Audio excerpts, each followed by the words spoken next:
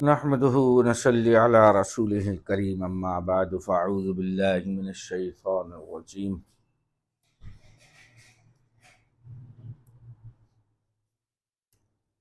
ہمارا موضوع جو ہے وہ کل سے گزشتہ سے پیوستہ ہے. کل بات ہو رہی تھی علماء کے خلاف جو منظم سازش ہے کہ علماء پہ سے لوگوں کا اعتبار اٹھایا جائے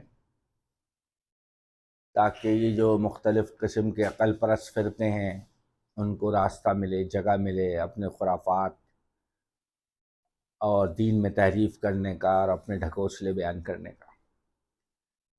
تو میں ایک چھوٹی سی آپ کو مختصر خاکہ بتا رہا تھا کہ یہ سازش کیسے شروع ہوئی اور کن کن مراحل سے گزری. تو ہم ہندوستان تک پہنچے تھے کہ ہندوستان میں اس سازش کے جو سرخیل تھے اور بظاہر تو بڑے شریف نیک قوم کے فکرمند آدمی تھے، لیکن اس ہندوستان کی حد تک اس کا سارا صحرا جو ہے سر سید احمد خان کو جاتا ہے. سر سید احمد خان، جیسے کہ میں نے کل بھی بتایا تھا کہ سر سید احمد خان بر صغیر پاک و ہند کے سب سے پہلے منکرین حدیث، منکرین فقہ، الہامات کے منکر، اور وہی اپنا کشف کرامات معجزات کے منکر. تو اصل میں انہوں نے نیچریس کہلاتی ہے نا، مٹیریلسٹ جسے کہتے ہیں، آپ کا مادہ پرست آدمی تھے، عقل پرست، مادہ پرست، عقل پرست. تو یہ دونوں ایک ہی چیز ہیں. تو وہ تھے عقل پرست، فطرت پرست. اب میں آپ کو کہتے تھے نیچرلسٹ. تو یہ سب سے پہلے منکر تھے جنہوں نے داغ بیل ڈالی. اور قرآن کی کل یہ بات رہ گئی تھی، بعد میں مجھے احساس ہوا کہ وہ ایک بڑی اہم بات رہ گئی تھی سر سید احمد خان سے متعلق، کہ انہوں نے 18 پارے تک تفسیر بھی لکھی قرآن کی. وہ تفسیر 18 پارے تک لکھی تھی، لیکن اللہ کو منظور نہیں تھا اور وہ اللہ کو پیارے ہو گئے، پوری نہیں کر سکے. اور نہ بعد میں کسی ان کے شاگرد کوئی ان کی پوری کر سکا، چونکہ جس درجے کے وہ عقل پرست اور منکرین حدیث تھے، اتنا اعلیٰ پائے کا تھا نہیں کوئی کہ اس کو مکمل کر دے. بعد میں پیدا ہوئے، پھر بعد میں اپنے اپنے طور پہ عقل پرستی کی بنیاد پر تفاسیر لکھی گئیں. انشاءاللہ آپ کو میں اس کا بھی تعارف کراؤں گا کہ کس عقل پرست مشہور نے کون کون سی تفسیر لکھی اور اس میں کیا کیا لکھا. یہ بھی ایک موضوع ہے، اس کا انشاءاللہ ان تفاسیر کا بھی آپ کو میں تعارف کراؤں گا. تو سر سید احمد خان نے اس کی بر پاک و ہند میں داغ بیل ڈالی، اور پھر ان کے شاگرد ہوئے. بعد میں ان کے تحریک پر کافی لوگ پیدا ہوئے، جس میں میاں شیخ الکل میاں نذیر حسین دہلوی، اہل حدیث جو اپنے آپ کو کہتے ہیں، غیر مقلدین، ان کے بانی شیخ الکل میاں نذیر حسین دہلوی. اور پھر اس کے بعد ایک شخص پیدا ہوا، اس نے قلم کا بڑا زور دکھایا. تو یہ تو زیادہ لکھ نہیں سکے.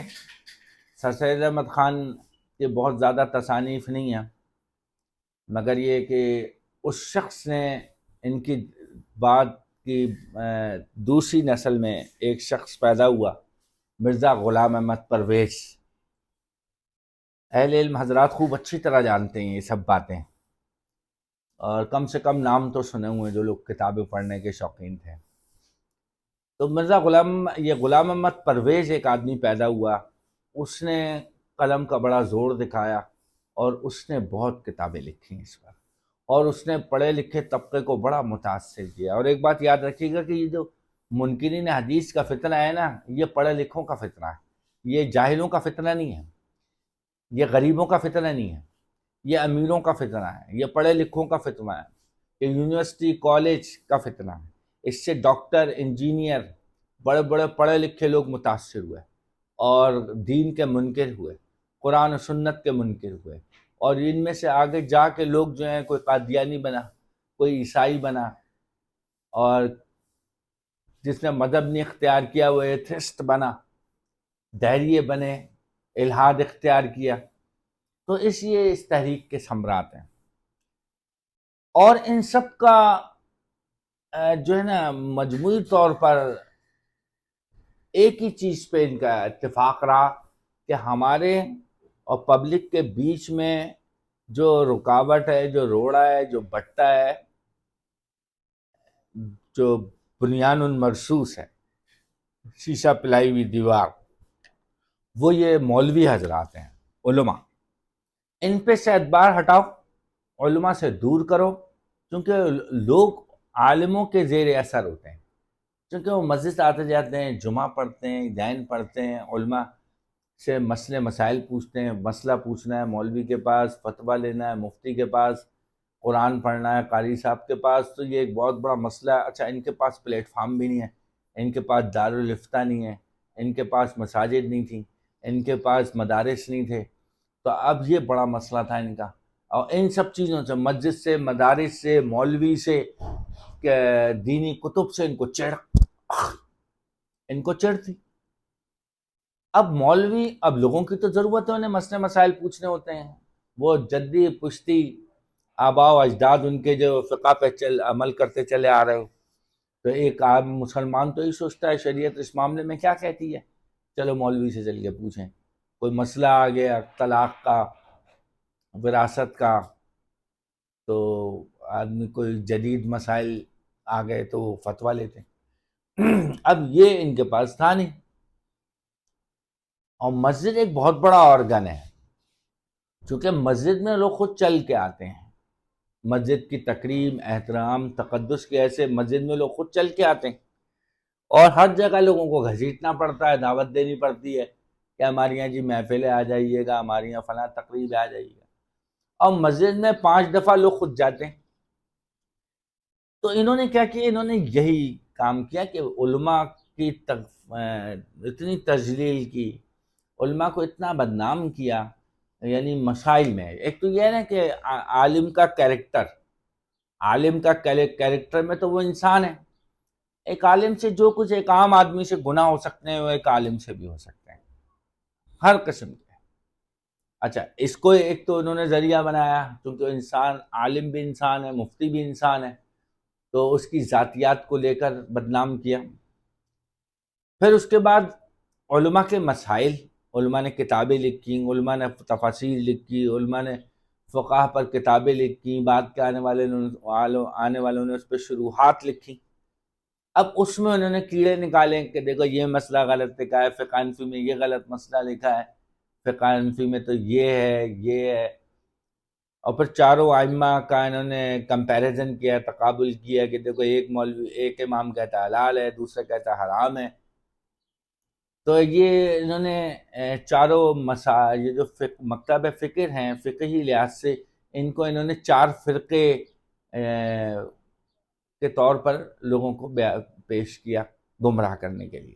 اب عام آدمی کو تو اصولی اختلاف، فروعی اختلاف، ظنی دلائل، قطعی دلائل کا فرق معلوم نہیں ہوتا، تو اس سے لوگ متنفر ہوتے گئے، اور لوگوں نے ان کی باتوں پہ عمل کرنا، یہ اصل میں انہوں نے دلیل کے مقابلے میں مغالطہ ڈالا لوگوں کے ذہن میں۔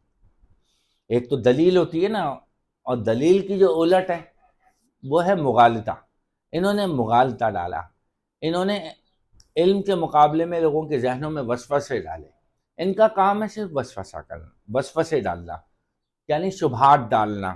جو علم چلا آ رہا ہے، عقلی اور نقلی علم جو 1400 سال سے آپ صلی اللہ علیہ وسلم سے، صحابہ سے، براستہ تابعین، تبع تابعین، علماء، محدثین، محققین، متکلمین، مفسرین، جو ہمارے پاس علم پہنچا ہے ایک صاف ستھرا سند کے ساتھ، تواتر کے ساتھ، زمانہ بزمانہ، طبقہ بطبقہ، اس میں انہوں نے وسوسے ڈالے.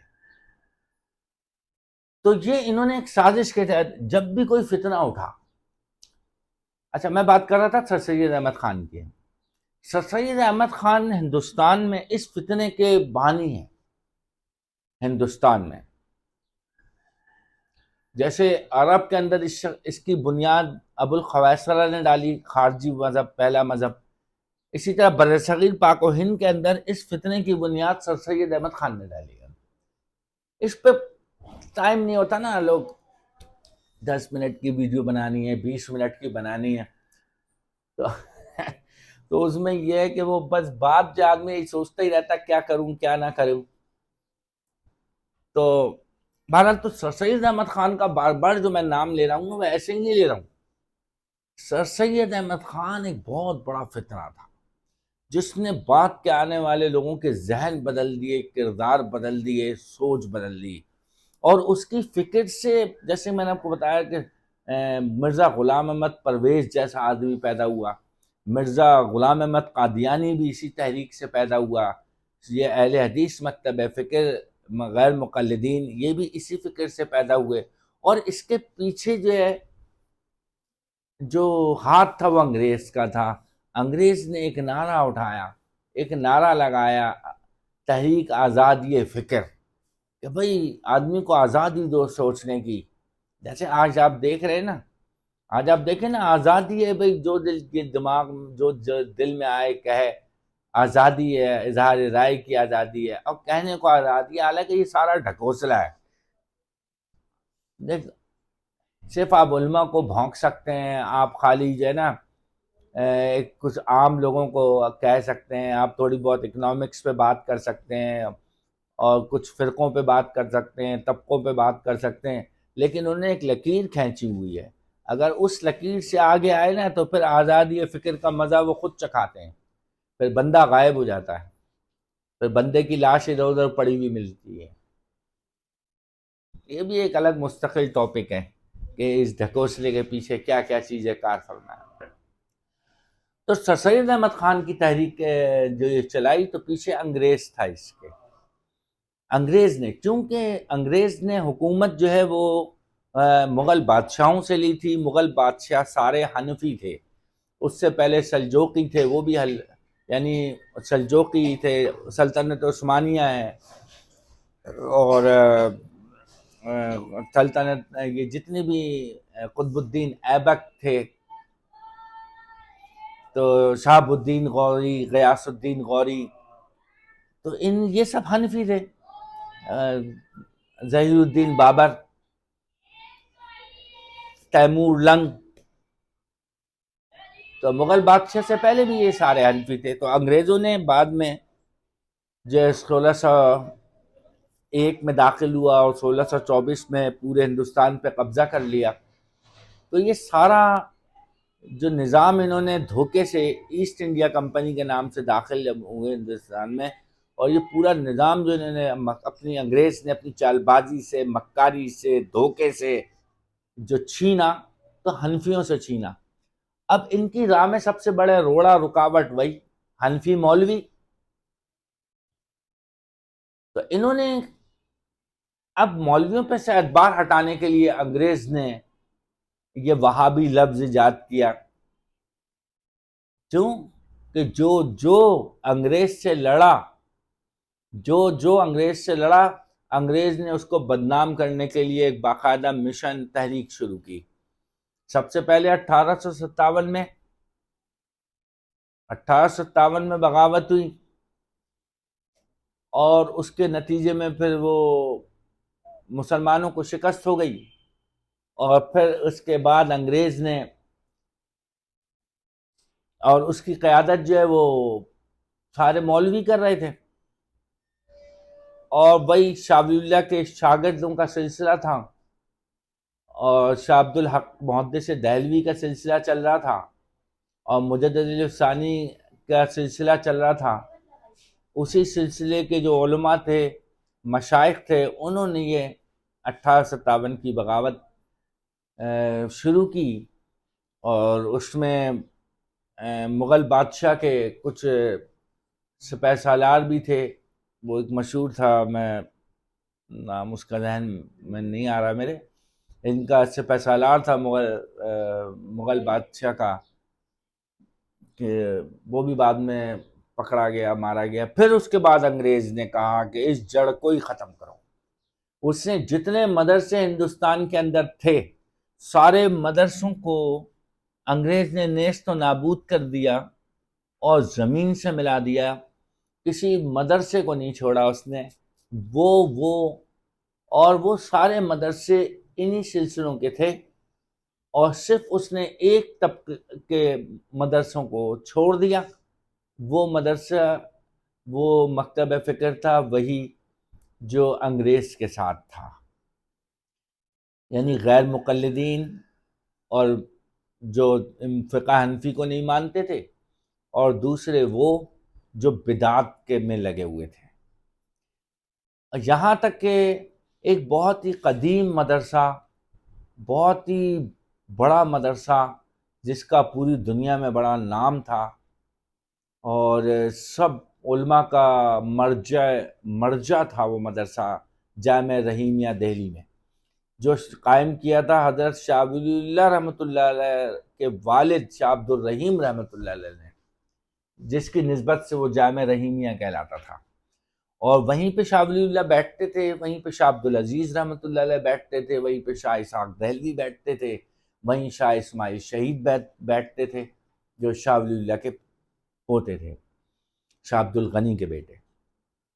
تو حضرت انگریز نے سب مدرسوں کی بنیاد ختم کر دی، یہاں تک کہ اتنی سختی تھی، لوگ آج کے آپریشنز کو اور رجیم کو روتے ہیں، گورا گورا تھا، یہ تو گوروں کے شاگرد ہیں، ان کی کیا رجیم اور کیا پلاننگ، کام تو گورا کرتا ہے، پلاننگ تو گورا کرتا ہے، یہ تو گوروں کے شاگرد ہیں۔ جتنے بھی فوج کے طبقے ہیں سب آج بھی ٹریننگ وہی دیتے ہیں، بلے کندھوں پہ وہیں سے ٹریننگ ہوتی ہیں، وہیں سے لگتے ہیں۔ تو پھر اس کے بعد یہاں تک تھی صورتحال، ایک خوف کی لہر پھیل گئی، لوگ ڈر گئے، اور چھپ چھپ کے علماء پڑھاتے تھے، اور چھپ چھپ کے طلبہ تعلیم حاصل کرتے تھے۔ کوئی درخت کے نیچے بیٹھ گیا، کوئی دیہات میں بیٹھ گیا، چھپ چھپ کے طلبہ پڑھنے آتے تھے، دو دو چار چار چھ طلبہ ہوتے تھے، اور گھر کے تہخانوں کے اندر پڑھایا جاتا تھا۔ کیوں؟ یعنی انگریز کا تو پلان تھا کہ مولوی پیدا ہی نہ ہو، کھلا میدان ہو، اور ہمارے تیار کردہ مولوی ہمارا مذہب بیان کریں، اور اصل اسلام کا نام تک بھول جائے کوئی۔ لیکن ان الدین عند اللہ الاسلام، یہ اسلام اللہ نے پسند کیا تھا، اس کی حفاظت بھی اللہ کے ذمہ ہے۔ انا نحن نزلنا الذکر وانا له لحافظون، یہ قرآن اللہ نے نازل کیا، اس کی حفاظت بھی اللہ کے ذمہ ہے۔ پھر اس کے بعد چھپ چھپ کے اس طرح کام ہوتا رہا، اور پھر اس کے بعد 1865 میں مولانا قاسم نانوتوی رحمۃ اللہ علیہ نے دارالعلوم دیوبند میں مدرسہ دیوبند کی بنیاد ڈالی۔